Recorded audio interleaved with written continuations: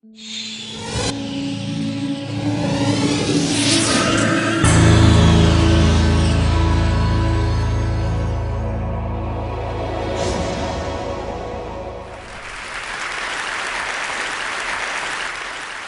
do stupid things. That's what spreads HIV. This was a headline in a UK newspaper, The Guardian, not that long ago. I'm curious, show of hands, who agrees with it? One or two brave souls. This is actually a direct quote from an epidemiologist who's been in the field of HIV for 15 years, worked on 4 continents, and you're looking at her. And I am now going to argue that this is only half true. People do get HIV because they do stupid things, but most of them are doing stupid things for perfectly rational reasons.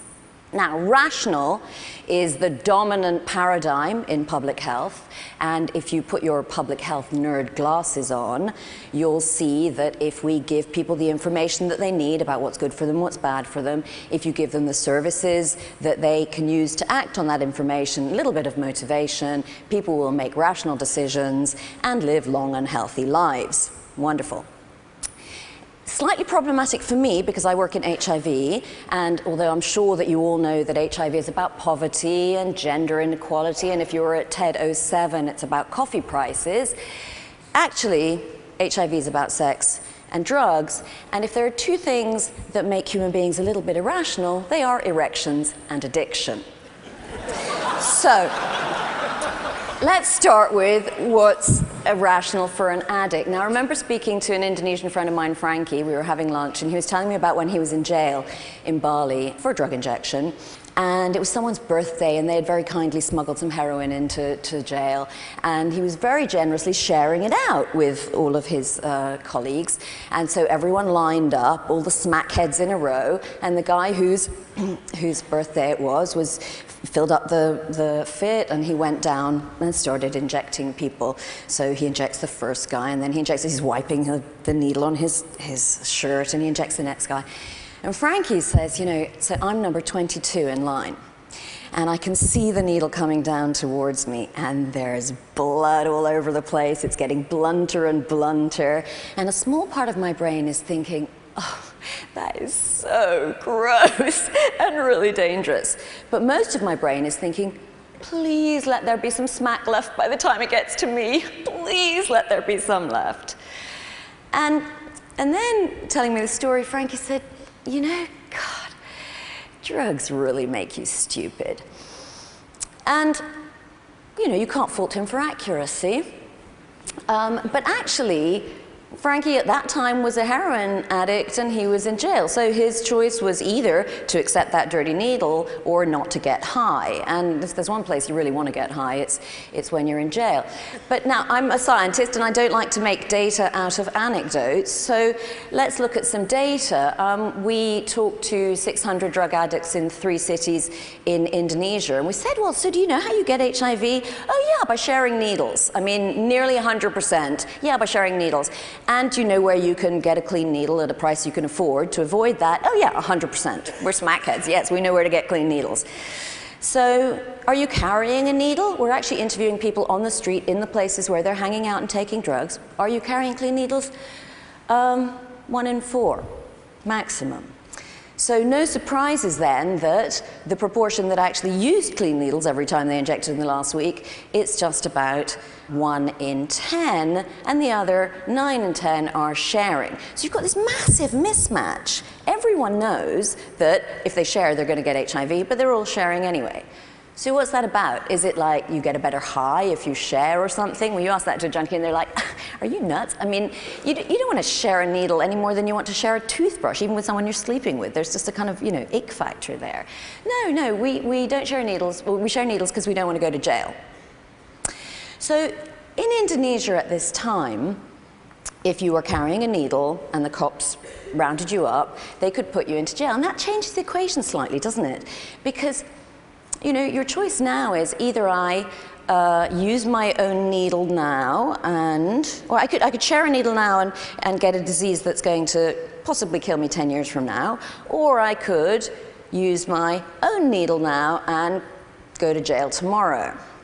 And while junkies think that it's a really bad idea to expose themselves to HIV, they think it's a much worse idea to spend the next year in jail, where they'll probably end up in Frankie's situation and expose themselves to HIV anyway. So suddenly it becomes perfectly rational to share needles. Now, let's look at it from a policymaker's point of view. This is a really easy problem. For once, your incentives are in line. We've got what's rational for public health. You want people to use clean needles, and junkies want to use clean needles. So we could make this problem go away simply by making clean needles universally available and taking away the fear of arrest.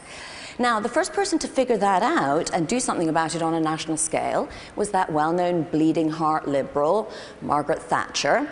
And she put in the world's first national needle exchange program, and other countries followed suit, Australia, the Netherlands, and a few others. And in all of those countries, you can see not more than 4% ever became infected with HIV of injectors. Now, places that didn't do this, New York City, for example, Moscow, Jakarta, we're talking at its peak of 1 in 2 injectors infected with this fatal disease. Now, Margaret Thatcher didn't do this because she has any great love for junkies. She did it because she ran a country that had a national health service. So if she didn't invest in effective prevention, she was going to have to pick up the costs of treatment later on, and obviously those are much higher. So she was making a politically rational decision. Now, if I take out my public health nerd glasses here and look at these data, it seems like a no-brainer, doesn't it? But in this country, where the government apparently does not feel compelled to provide healthcare for citizens, we've taken a very different approach. So what we've been doing in the United States is reviewing the data, endlessly reviewing the data. So these are reviews of hundreds of studies by all the big muckety-mutts of the scientific pantheon in the United States, and these are the studies that show that needle programs are effective, quite a lot of them. Now, the ones that show that needle programs aren't effective, you think that's one of these annoying dynamic slides and I'm going to press my dongle and the rest of it's going to come up, but no, that's the whole slide. There is nothing on the other side. So, completely irrational, you would think, except that, wait a minute, politicians are rational too, and they're responding to what they think the voters want. So what we see is that voters respond very well to things like this, and not quite so well to things like this. So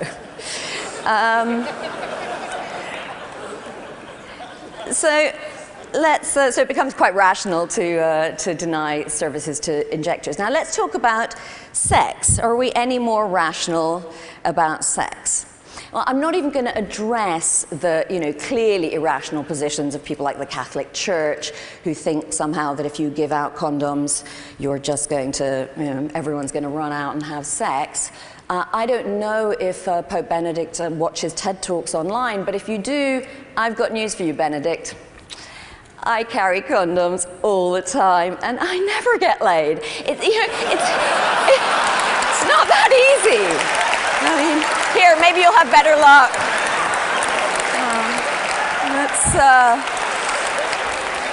Okay. Seriously, HIV is actually not that easy to transmit sexually. So, it depends on how much virus there is in your blood and in your body fluids.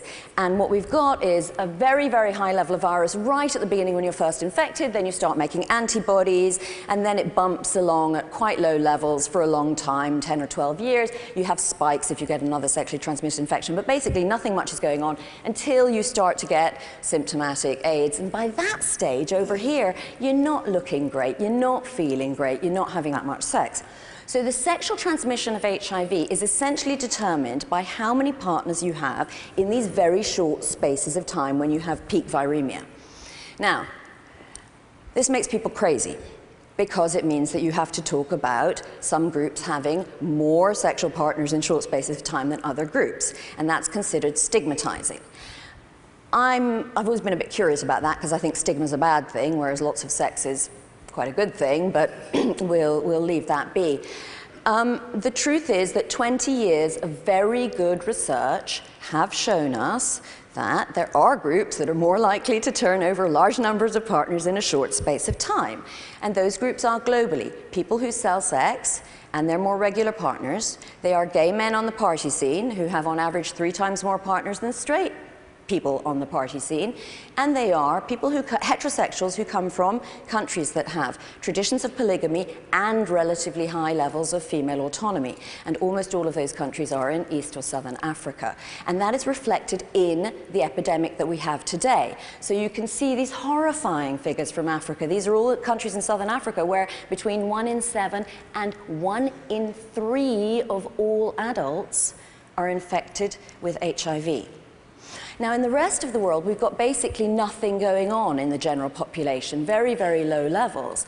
But we have extraordinarily high levels of HIV in these other populations who are at highest risk. So drug injectors, sex workers, and gay men. And you'll note that's the local data from Los Angeles, 25% prevalence among gay men. So, of course, you can't get HIV just by having unprotected sex. You can only get HIV by having unprotected sex with a positive person. In most of the world, these few prevention failures notwithstanding, we are actually doing quite well these days in commercial sex. Condom use rates are between 80 and 100% in commercial sex in most countries. And again, it's because of an alignment of the incentives. What's rational for public health is also rational for individual sex workers, because it's really bad for business to have another STI. No one wants it. And actually, clients don't want to go home with a drip either. So essentially, you're able to achieve quite high rates of condom use in commercial sex. But in intimate relations, it's much more difficult, because with your wife or your boyfriend or someone that you hope might turn into one of those things, we have this illusion of romance and trust and intimacy, and nothing is quite so unromantic as the "my condom or yours, darling" question. So in the face of that, you really need quite a strong incentive to use condoms. This, for example, this gentleman is called Joseph. He's from Haiti and he has AIDS, and he's probably not having a lot of sex right now, but he is a reminder in the population of why you might want to be using condoms. This is also in Haiti and is a reminder of why you might want to be having sex, perhaps. Now, funnily enough, this is also Joseph after 6 months on antiretroviral treatment. Not for nothing do we call it the Lazarus effect. But it is changing the equation of what's rational in sexual decision-making. So, what we've got, some people say, well, it doesn't matter very much because actually treatment is effective prevention because it lowers your viral load and therefore makes it more difficult to transmit HIV. So if you look at the viremia thing again, if you do start treatment when you're sick, well, what happens? Your viral load comes down.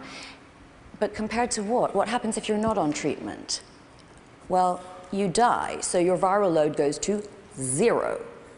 And all of this green stuff here, including the spikes, which are because you couldn't get to the pharmacy or they ran out of drugs, or you went on a 3-day party binge and forgot to take your drugs, or because you've started to get resistance or whatever, all of that is virus that wouldn't be out there except for treatment.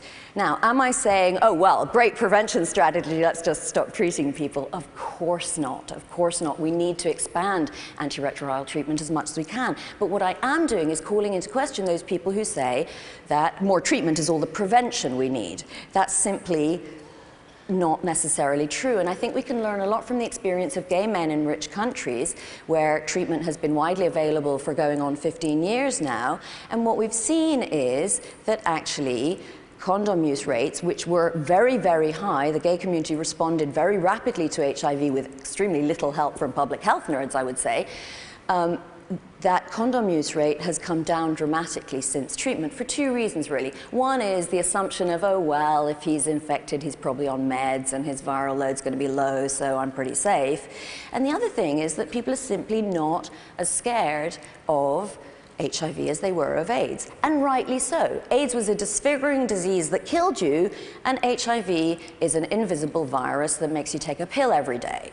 And that's boring But is it as boring as having to use a condom every time you have sex, no matter how drunk you are, no matter how many poppers you've taken, whatever? If we look at the data, we can see that the answer to that question is so these are data from Scotland. You see the peak in drug injectors before they started the National Needle Exchange Programme. Then it came way down.